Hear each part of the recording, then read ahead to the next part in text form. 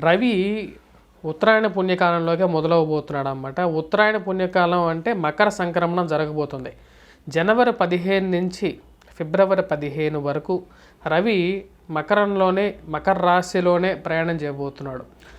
అంటే దాదాపు 30 రోజులు అన్నమాట. ఎందుకంటే రవి ప్రయాణం వచ్చేటప్పటికి 0.58 డిగ్రీస్ పర్ డే, అంటే ఒక రోజుకి 0.58 డిగ్రీస్ ప్రయాణం చేయబోతాడు. ఉత్తర భూగోళానికి ఉత్తర దిక్కున ప్రయాణం చేయబోతున్నాడు అన్నమాట. ఉత్తర దిక్కున స్టార్ట్ అవబోతున్నది. ఇది చాలా శుభదాయకంగా కూడా చెప్పచ్చు. ఉత్తరాయణ పుణ్యకాలం అనేది ఎన్నో పుణ్య కార్యక్రమాలకి కూడా నిలవ అన్నమాట. రవి అత్యంత శక్తివంతుడైనటువంటి గ్రహం. ఈ యొక్క రవి యొక్క ఆరాధన చేయటం వల్ల, సూర్యారాధన చేయటం వల్ల ఎంతో గొప్పది అని చెప్పేసి సాక్షాత్ శ్రీకృష్ణ భగవానుడు చెప్పాడనమాట. అంటే సూర్యుడి యొక్క గొప్పతనాన్ని శ్రీకృష్ణుడు చెప్పాడు. తన యొక్క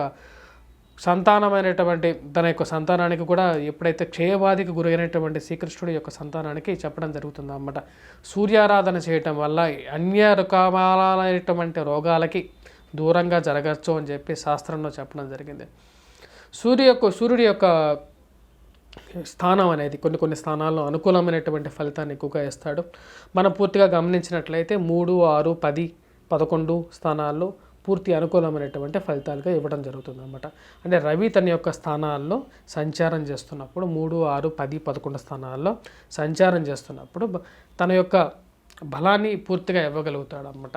అంటే ముఖ్యంగా రవి ఎవరి జాతకంలో అయితే సరైన స్థానంలో ఉంటాడో, రవి మహర్దశ చాలామంది జాతకాల్లో అనుకూలంగా ఉండదు. అంటే రవి మహర్దశ వస్తే మనం ఏదో ఉచ్చ స్థానంలోకి వెళ్తాము అని చెప్పి కొంతమంది అనుకోవచ్చు. కానీ సూర్యుడి యొక్క మహర్దశ వచ్చినప్పుడు చాలామంది అధపాతాళంలోకి వెళ్ళిపోయిన వాళ్ళు ఎంతోమందిని నేను చూశాను అన్నమాట. సరైన స్థితిగతిలో ఉండదు. చాలా తక్కువ మందికే సూర్యుడు రవి యొక్క మహర్దశలో ఉచ్చ స్థానంలోకి వెళ్తారన్నమాట. మిగతా వాళ్ళందరూ అంత అనుకూలంగా ఉండదు. సూర్యుడు సరైన స్థానంలో ఉన్నప్పుడు వారు ఎలా ఉంటారంటే వారి యొక్క జీవితంలో ఒక మంచి ప్రొఫెషనల్గా బాగా ఎదుగుతారన్నమాట. ఉద్యోగరీత్యా డాక్టర్స్ గాను, నర్సెస్ గాను సొసైటీలో రికగ్నిషన్ అనేది ఉంటుంది.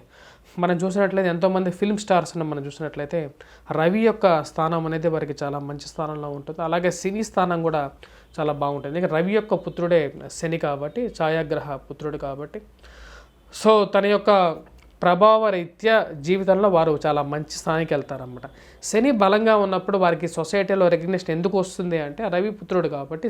శని బలంగా ఉన్నా సరే వారి జీవితంలో పబ్లిక్ అట్రాక్షన్ని ఎక్కువగా పొందుతూ ఉంటారన్నమాట. అంటే వాళ్ళు ఏ మాట మాట్లాడినా సరే అది ఒక సెన్సేషన్గా మారుతూ ఉంటుంది. మరియు అలాగే సొసైటీలో రికగ్నిషన్గా కూడా వారు పొందుతూ ఉంటారు. సో సూర్యారాధనకి చాలామంది చాలా రకాలుగా కూడా చేస్తూ ఉంటారు. మన యొక్క ఇప్పుడు జరగబోతున్నటువంటి సూర్య సంక్రమణం అంటే మకర సంక్రమణంలో ఎలా ఉంటుంది అనేది, ద్వాదశ రాశుల వారి మీద ప్రభావం ఎలా ఉంటుంది అనేది చూద్దాం. వృశ్చిక రాశి వారికి ఎలా ఉందనేది చూద్దాం. వృశ్చిక రాశి వారికి రాబోతున్నటువంటి జనవరి 15 నుండి ఫిబ్రవరి 15 వరకు చాలా అనుకూలమైనటువంటి కాలంగా గోచరిస్తున్నది. నూతన ఉద్యోగ ప్రయత్న సంబంధితమైన విషయాల్లో అనుకూలత పొందగలుగుతారు. ఉద్యోగరీత్యా, వ్యాపార రీత్యా కూడా అనుకూలంగా ఉంటుంది. ఇక రాశి వారికి రవి చాలా అనుకూలమైనటువంటి స్థానంలోకి రాబోతున్నాడు. తద్వారా వచ్చినప్పటికీ వ్యాపారంలో కొత్త పుంతలు లొక్కించాలని చెప్పి ఆలోచనలు అనేవి మొదలవుతాయి. సంక్రాంతి తర్వాత నుండి ఫిబ్రవరి 15 వరకు కూడా చాలా అనుకూలంగా ఉంది గ్రహస్థితి. ఈ యొక్క రాశి వారికి వచ్చేటప్పటికి ఉద్యోగ రీత్యాలో వచ్చేటప్పటికి ప్రమోషన్స్, ఇంక్రిమెంట్స్ మరియు ఉద్యోగ ప్రయత్నాల్లో అనుకూలత అనేది పొందగలుగుతారు అన్నమాట. అంటే కొత్తగా ఏదైనా ఉద్యోగ ప్రయత్నం చేస్తే దాని సానుకూలమైనటువంటి నిర్ణయాన్ని రాగలుగుతుంది అన్నమాట. అంటే ఒక మంచి రిప్లై రావటం, పాజిటివ్ రెస్పాన్స్ అనేది పొందగలుగుతారు. ఆ పాజిటివ్ రెస్పాన్స్ అనేది వీరికి మానసికంగా కూడా ప్రశాంతతను కలిగించే విధంగా ఉంటుంది. ఆ యొక్క విషయాల్లో వీరికి సానుకూలత పొందగలుగుతారు.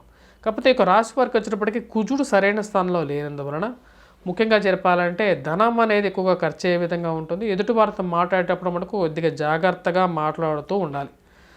రవి మంచి స్థానంలో ఉన్నప్పుడు రాజకీయ రంగ ప్రముఖులు ఎవరైతే ఉన్నారో వారు రాజకీయ పరంగా కూడా ఒక మంచి స్థాయికి వెళ్ళగలుగుతారు.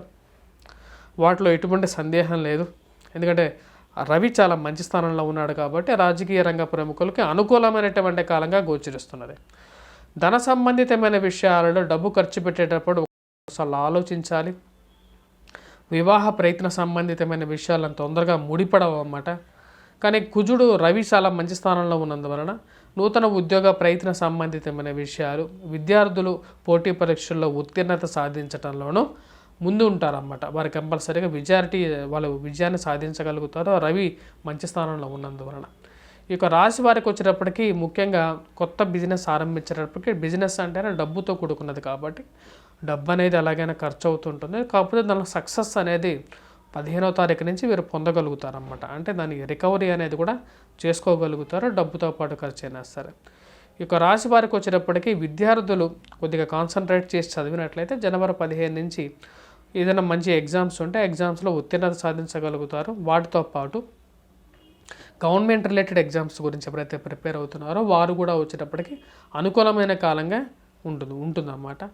ఆరోగ్య రీత్యా కూడా కొద్ది జాగ్రత్తలు తీసుకోవాల్సినటువంటి ముఖ్యమైన సూచన. ఎందుకంటే కుజుడు సరైన స్థానంలో లేనందువలన ఆరోగ్య రీత్యా కూడా కొద్ది జాగ్రత్తలు తీసుకోవాలి.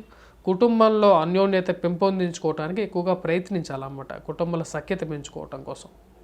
మనం ఇప్పటిదాకా చూసినట్లయితే రవి యొక్క సంచారం, రవి యొక్క ప్రభావం అనేది ఎలా ఉంటుందని ద్వాదశ రాశుల వారి మీద చూశాను. రవి అన్ని రాశుల వారికి యోగాన్ని ఇవ్వడం అన్నమాట. అంటే కొన్ని రాశులకి కొన్ని నష్టాన్ని కూడా కలిగిస్తూ ఉంటాడు. రవి యొక్క సంచారం అనేది, రవి సరైన స్థానంలో లేనప్పుడు వాడి యొక్క ప్రభావం అనేది ఎలా ఉంటుందనేది కూడా మనం చూసాం. అంటే కొన్ని రాశులకి ధనక్షయకారకుడుగా ఉంటాడు, ఆరోగ్యాన్ని హరిస్తాడు. కొన్ని రాశులకు వచ్చేటప్పటికి చాలా ఉచ్చమైనటువంటి స్థితిలోకి తీసుకెళ్తాడు. మేషరాశి వారికి అనుకూలంగా ఉన్నప్పటికీ వృషభ రాశికి అనుకూలంగా లేదు, పక్క రాశి. మరి మీనరాశికి అనుకూలంగా ఉంది. అలాగే ధనుస్సు రాశికి అనుకూలమైనటువంటి ఫలితాన్ని ఇవ్వట్లేదు. అలా కర్కాటక రాశి వారికి కొంచెం అనుకూలమైనటువంటి ఫలితాన్ని ఇచ్చినప్పటికీ అది ఎంతవరకు అనేది కూడా చూడాల్సినటువంటి పరిస్థితి. అంటే ఒక్కొక్క రాశికి ఒక్కొక్క లాగా ఉంటుంది. వాటి గురించి మనకు క్లియర్గా చెప్పడం జరిగింది. దాపరికం లేకుండా కూడా ఉన్నది ఉన్నట్లుగానే కొండల బద్దలు కొట్టినట్టుగా చెప్పడం. ఎందుకు చెప్తున్నామంటే కొన్నిసార్లు మనం తీసుకోవాల్సినటువంటి నిర్ణయాలు, మనం తీసుకోవాల్సినటువంటి పరిగణలోకి తీసుకోవాల్సినటువంటి స్థితి రీత్యా మనం ముందుకు వెళ్ళాలన్నమాట. అంటే యోగాన్ని ఇస్తాడా ఇవ్వడా.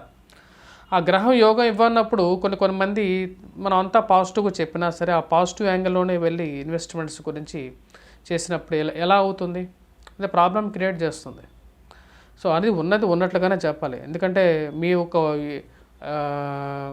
ఎక్కువగా థంబ్నెయిల్స్ అనేవి పాజిటివ్గా పెట్టి మీ యొక్క వ్యూస్ అనేది పెంచుకుంటే నాకేమొస్తుంది అంటే మొత్తం ఓవరాల్గా వచ్చేటప్పటికి మీకు అది నెగిటివ్గా తయారవుతుంటుంది. కాబట్టి ఉన్నది ఉన్నట్లుగానే చెప్పడం జరుగుతుంది. సో దాని గురించే నేను చెప్తున్నాను అన్నమాట. దాన్ని ప్లీజ్ మీరు ఎంకరేజ్ ఎక్కువగా చేస్తే మేము కూడా ఇలాగే చెప్పడానికి జరుగుతాం అన్నమాట. అంటే పాజిటివ్గానే చెప్పడానికి చేస్తాం. అదే మీరు నెగిటివ్గా తీసుకున్నట్లు నెగిటివ్గా చెప్తున్నాను అనుకుంటే నెగిటివ్గానే మీరు పాజిటివ్గానే చెప్తారు జనరల్గా. ఎవరైనా ఎందుకు పాజిటివ్గా చెప్తున్నారు అంటే, ఎందుకు దాపరికం ఎందుకు చేస్తున్నారు అంటే వ్యూస్ రావని చెప్పి జనరల్గా అందరూ సో ఉన్నది ఉన్నట్లుగానే చెప్పడం జరుగుతుంది మా యొక్క ఛానల్లో. Please do subscribe. మీ వ్యక్తిగత జాతకరీత్యా కూడా పరిగణనలోకి తీసుకొని, అలాగే జ్యోతిష్యరీత్యా జాతకరీత్యా కూడా తీసుకునే సరే ఏదైనా ఒక కార్యక్రమం అనేది మొదలు పెట్టాలి. అంతేగాని గోచార రీత్యానే కాకుండా మీ వ్యక్తిగత జాతకరీత్యా తెలుసుకోవడానికి మా యొక్క నెంబర్లో సంప్రదించండి. మీకు వ్యక్తిగత అపాయింట్మెంట్ కావాలి అనుకుంటే తద్వారా ముందుకు వెళ్ళటం అనేది జరుగుతుంది అన్నమాట. స్వస్తి. Please do subscribe and share.